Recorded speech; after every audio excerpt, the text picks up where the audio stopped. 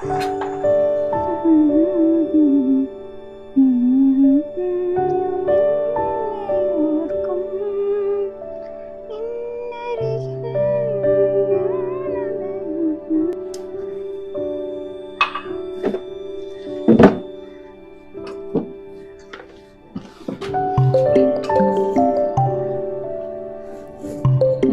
അടിക്കണോ? റിയ, റിയ മോളെ, എടി എന്റെ ഫോൺ അടിക്കേണ്ടത് ആരാന്ന് നോക്കിക്കാളെ.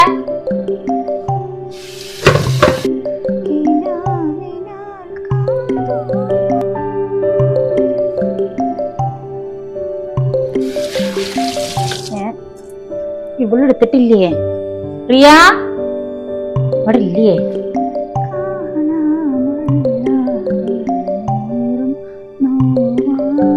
എന്റെ ഫോൺ അടിക്കണ്ടടി.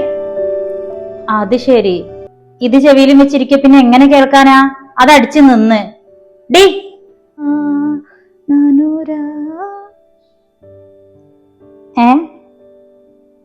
മാമെന്താ പറഞ്ഞേ? കുന്തം.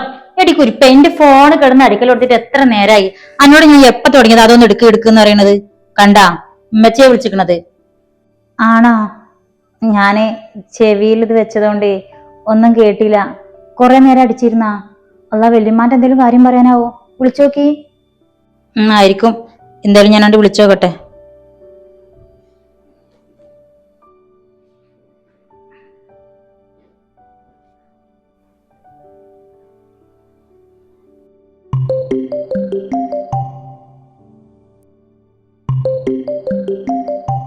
ആ, ഇജ് എവിടെ ഇരുന്ന് കുഞ്ഞോളെ? കൊറേ നേരമല്ലേ ഞാൻ അടിക്കണേ? ഞാൻ അടുക്കളയിലിരുന്ന് സൽമാത്ത. ഫോണ് റിങ് ചെയ്യണത് ഇട്ടിട്ടേ ബെഡ്റൂമിൽ എത്തിയപ്പോഴേക്കും ഓഫ് ആയിക്കണേ. അത് ശരി. ഞാനേ അന്റെ ഫോണിക്ക് വിളിച്ചിട്ട് കിട്ടാതായപ്പോ റിയയുടെ ഫോണിക്ക് വിളിക്കാൻ നിക്കായിരുന്നു. മക്കള് സ്കൂളിട്ട് വന്നില്ലേ? ഓളെന്തേ? ആ, മക്കള് വന്നിക്കണേ. ഇതാ റിയ ഇതവിടെ തന്നെ ഉണ്ട്. ഞാൻ ഓളോട് ഇപ്പൊ അത് പറഞ്ഞാണ്ടിരിക്കായിരുന്നു.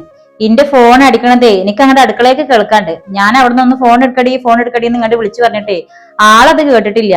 ചെവിയിൽ എയർപാഡും വെച്ചിട്ട് ഓൾ ഇരുന്നിട്ട് റീൽസ് കാണായിരുന്നു. ഫോൺ അടിക്കണത് ഓള് കേട്ടിട്ടില്ല. സോറി. നല്ല കഥ. ഓളെ മണ്ടൊക്കെ ഇട്ടിട്ട് ഒരു മേട്ടുണ്ട് കൊടുക്ക്. അല്ല, ഷാനുട്ടൻ എവിടെയാ? ഓളും ടാബും നോക്കി കിടക്കുക തന്നെയാണാ?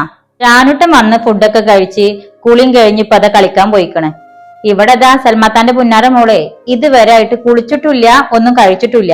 ആ ഇട്ട ഡ്രസ്സിലിരുന്ന് ഫോണും പിടിച്ചിരിക്കുകയാണ്. അവ പറയല്ലേ മാമിയെ, ഞാൻ ഇപ്പൊ കുളിച്ച് ഫുഡ് കഴിച്ചോളാം. പറയല്ലേ. പറയാതെ